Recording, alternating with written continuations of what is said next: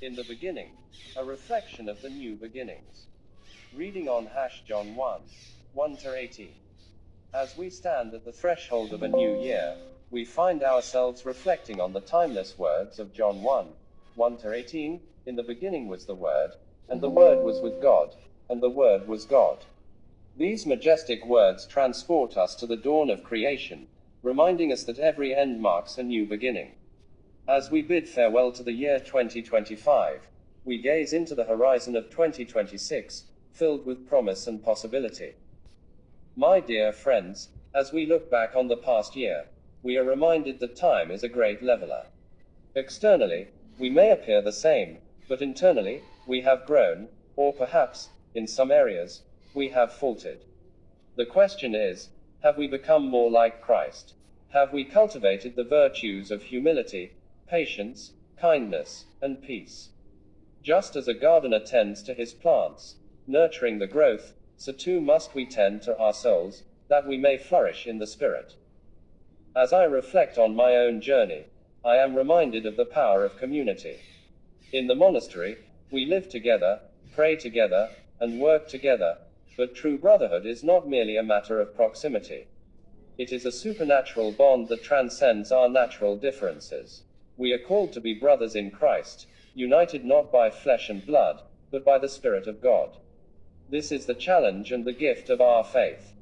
In a world torn apart by division and strife, we are called to be instruments of peace. Peace is not something we wait for, it is something we create. It begins with a decision, a step, a gesture of kindness, a word of forgiveness. I am reminded of the story of the Berlin Wall, which once divided a nation. One person, one brick at a time, helped to bring down that wall, and Germany was reunited. We too can be the bricks that build bridges of understanding and peace. As we enter this new year, let us make a resolution to build a brotherhood in Christ that transcends our differences. Let us strive to overcome the obstacles that divide us and to cultivate a spirit of unity and love. This is not merely a pious aspiration, it is a concrete call to action. We can start by being kind to one another, by listening to each other's stories, and by bearing each other's burdens. The Gospel of John reminds us that Jesus Christ is the Alpha and Omega, the beginning and the end. He is the fulfillment of our lives, the goal towards which we strive. As we reflect on the past year, let us consider where we may have fallen short. Let us think about the ways in which we can grow closer to Christ in the coming year. Let us make a resolution to put Christ first in our lives, to seek His guidance, and to follow His example. As we journey through the coming year, let us remember that peace is not something that happens by chance, it is something we must intentionally cultivate.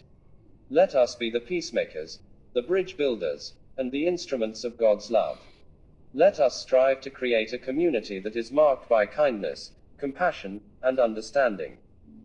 In the midst of the challenges and uncertainties of life, let us hold fast to the promise of God's love. Let us remember that we are not alone. We are part of a larger family, a family bound together by our shared faith in Christ. As we face the future with hope and confidence, let us trust in the power of God's love to guide us and sustain us. As we conclude our reflection, let us recall the words